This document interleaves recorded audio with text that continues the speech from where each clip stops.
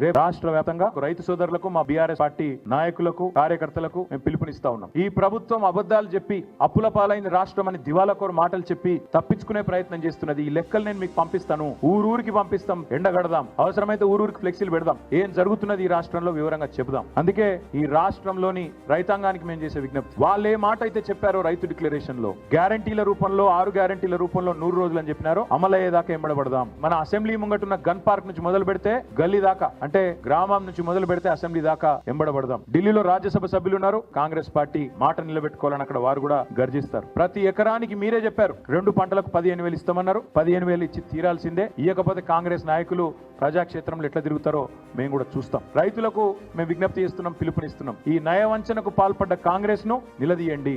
ఎక్కడికక్కడ కాంగ్రెస్ కార్యకర్తలను, కాంగ్రెస్ నాయకులను అడగండి, కాంగ్రెస్ ప్రజాప్రతినిధులను అడగండి, ఏమైందయ్యా, ఎందుకు అబద్ధాలు చెప్తున్నారు, రాష్ట్రం అప్పుల పాలైందని చెప్పి దివాలాకోరు మాటలు ఎందుకు మాట్లాడుతున్నారు అడగండి. అదే విధంగా మీకు బాకీ ఉన్న 17,500 రూపాయలు ఎకరానికి ఖచ్చితంగా ఇచ్చేదాకా కాంగ్రెస్ పార్టీని ఎక్కడికక్కడ నిలదీయండి అని పిలుపునిస్తా ఉన్నాం.